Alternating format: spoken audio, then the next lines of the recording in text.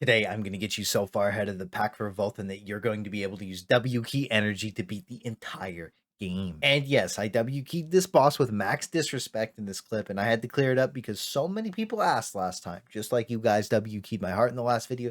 Thank you. It really makes me happy knowing I have so much love and support from you. And in today's video, I'm going to go over everything from secret stronghold techniques to prepping your destroyer to catch up with or without a power pass. And all the stuff you're going to need to complete it will be linked in the description. So while you're down there, I'd appreciate the sub. And just remember, my name's Claysthetics, and we're running right into it. And don't forget to like the video. It's the only way YouTube knows I exist. And lighting this off, I'm starting with Destroyer and everything you'll need for this big, thick hammer, man. And the most important thing is to pre-make it so you get that full rested 5-day early bonus. And all you do is pre-make your boy. You walk over to Trixie. You don't pick their class, nothing like that. You just sit there and wait for the character to come out. I told people to do this with Glavier, and a lot of people didn't. They said that they regretted it later. So no regrets, not even a single letter. And this stuff bleeds into VALTAN prep and gains. Destroyer's big engravings are Supercharged, Master Brawler, Grudge, Barricade, and Cursed Doll, with the only viable class engraving being Hammer of Wrath, Hammer of Rage. Whatever the engraving may be called, the effect is going to be crit chance and crit damage per gravity core that you have. So that's what you're going to be looking for, and it's going to sell for quite a bit, just like the Glavier book did when it first launched. So if you get lucky and get a legendary Hammer of Rage book, you're going to be on the moon. And stat-wise, Destroyer goes heavy crit and light spec, but you can balance both in some niche builds. So anything with crit and spec is going to go a long way for Destroyer, and you're going to be able to make some good money off of that. So don't accidentally salvage some free riches after the update comes out. And this is roughly the material count you're going to need to get to 1415. And most people aren't going to be there, or 1445. And a lot of the gold gain YouTubers are trying to predict a crazy inflation for Destroyer. Destroyer is a very niche class, and most people won't play it because it is very slow. You should be trying to prepare for VALTAN and the big gold gains from VALTAN. Especially with all the bots just getting banned like yesterday, you're going to be able to absolutely obliterate everything. And tons of people are going to be pushing 1445 and 1460 because 1460 is where you're going to be able to do Vicus at. So look for tier 3 materials to go way up in price, at least until the bots come back, and hopefully they can keep them gone, but we'll see. Now we dive right into VALTAN prep, and this one's been said in a few different places, but rest up, take your 5 days off your chaos and your raids on your main if you're 1415 plus, so that you can get that rest bonus. That means on Sunday you're free for a bit, and then when the update hits on Thursday, you're going to be able to get some big juicy rewards on some gear that the whales are going to be snatching up like Karens with coupons at Costco. Someone like this in the Discord, and I don't know where it's from, but these are the rewards to expect. And if somebody knows the guy's channel, whatever, I'll happily link him in the description. I like giving people credit for what they do. But while you're taking a little break, make sure you're doing Chaos Rifts and stacking shards. The new South Burn maps are supposedly insanely good for tier 3 progression, so we'll see on Thursday how good they really end up being for NA, because a lot of stuff does get changed for us. Now for the real thing that I think is putting you or will put you behind if you don't start doing it, and I really only use the fall behind in the title to farm salt off kids from the forums for the salt mine in Discord. I got to give my patrons that extra content they deserve. Thank you guys so much for keeping this train running. It really means the world to me. But we are looking at his strongholds, and if you're a 1445 whale with the level 6 stronghold, I'm going to be honest with you, you're going to be spending a lot more on consumables coming up real soon. But if you do want to redeem yourself, it's time, because its bonus rewards are nuts, and you can really start making your alts less of a task and more of a fun thing to do and play. I'm still lacking on mine quite a bit, but some of the stuff you will need for VALTAN if you have a Zerker Brain is health potions. Splendids are going to give you 9 uses per fight, and when you have the Zerker Brain, you're going to need them. Along with the food you're going to need to repop every time you wipe if you're like hard progging, then the buffs are going to be really nice to give you that extra power. And when you're crafting, you're going to want to stack as much great success chance as possible just to help you double the amount that you get from crafting. It doesn't pop all the time, but the more chance you have, the better. And these are all the bonus great success chance crafting things that I found in the game, but they are specific to whatever you're crafting, and you do have to equip them in this tab for your manner to get the buffs. So there's special ones that are going to be like for your fusion materials and your extra maps, whatever, cooking, and whatever else you're looking for. But what we're going to be looking for is the statue from Rohandel, the World Tree Leaf, the Scarecrow, and everyone's Lost Ark statue, like the For Everyone the Globe thing, that also has it on it. But there's also NPCs with purchasable outfits, and I know that this part's a little pay to win because it's like 350 gems per NPC outfit, but the great success chance caps at 10, and you really want to get there.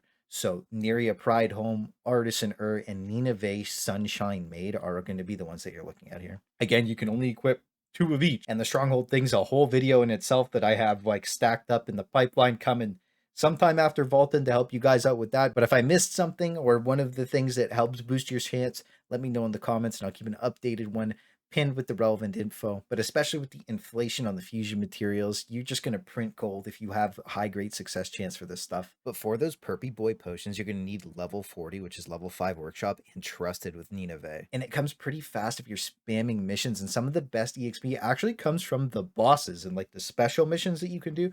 So make sure you're sending these out every chance you get. It's like the perfect thing to do on the alt that you just made that you hate. So he sends boss missions out every day.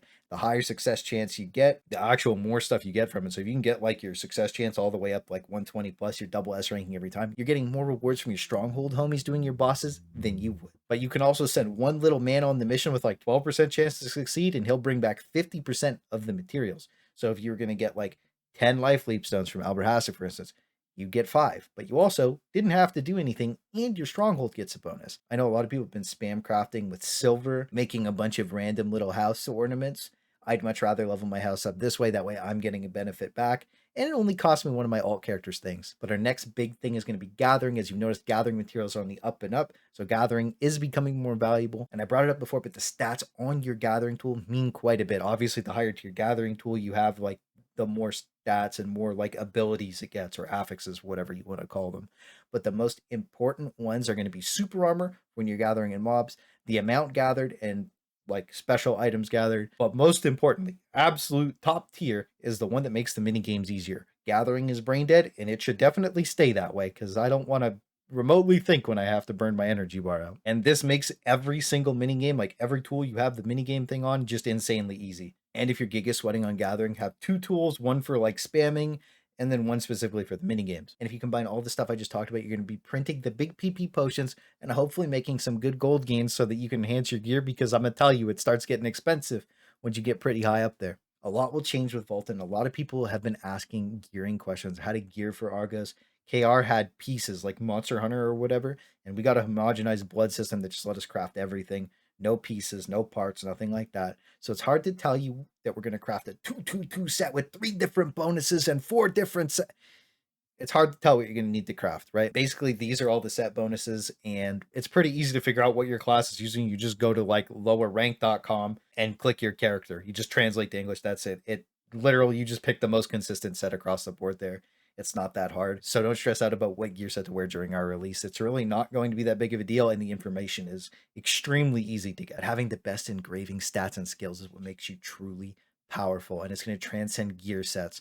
So if you need Berserker stuff, I got the full thing linked in the description. It's that T3 Plus guide, and I do have another one coming in hot next week after VALTAN comes out, and I'm going to be doing the same thing with the Glavier guide, but the Glavier is going to be a lot slower than Destroyer because I love my Destroyer. And you can look forward to the hypest Destroyer guide coming in hot next week because it was my main for years, and I've got the best of everything for it. And you already know I make the best class guides for Lost Ark, no contest. And I can only promise that this one is going to be bigger and better than any of them that you have ever seen before. As for the skill points, I have every obtainable skill point in the game in this guide, so make sure you go stack up. Unless you're like me and you still don't have the Milwaukee Star, it's just pure agony at this point, but whatever. Moving on, being the last one alive, having a good strong build, good game knowledge, good game sense is going to go so much further than anything else. And being able to pop more is going to let you make easier decisions and give you more mistakes, which in turn helps you look better and lets you carry your groups easier. So if you're pugging and you're trying to find a guild or a group, it can open up opportunities to playing with better players so that you can hopefully get into a decent static and you don't have to struggle through pugs every week. And I do really recommend joining a guild or getting some friends just for raiding. It makes the game way more fun to do with people you like, especially when you have to run it down on 5 or 6 characters and I don't even know what I'm doing anymore. And I know most people hate alts, and the alternative to alts is just to run a couple hours of infinite chaos every day. And I know both options are kind of but it is what it is. But in the long term, you're going to get a lot more out of having all these alts just because they generate so much.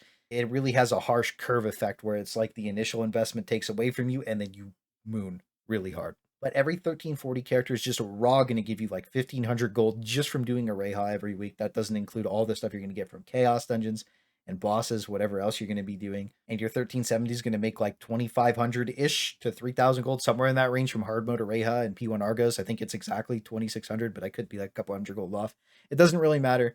But as you can see, like raw gold starts adding up pretty quickly like that, and you don't even have to go to the market.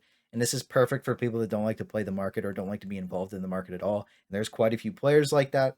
So more alts, the better. And obviously your main is going to stack the biggest change off of Argos in the hard modes. And with VALTAN coming out, even more gold.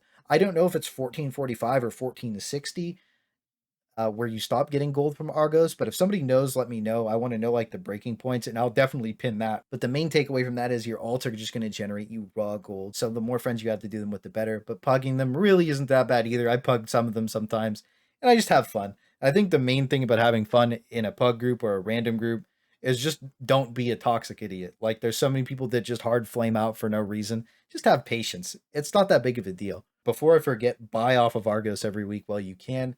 You can dismantle the bloods at the end of it, and it gives you like 40 to 50 graders extra per week just from doing that. And just the last thing is that time is your most valuable resource. As always, with these 3 quests, you can basically get 12 leap stones in less than 2 minutes per character. I think the load screens are your longest gate for this. It's actually insane. And this really adds up and stops you from using autocomplete tickets. And sure, you can do Hypnos and autocomplete Ghost Ship for 2 more, but time-wise, this is the best for your main and alt so that you don't have to spend money every day. And it's just going to leave you more time to do more important stuff, like playing with your big hammer.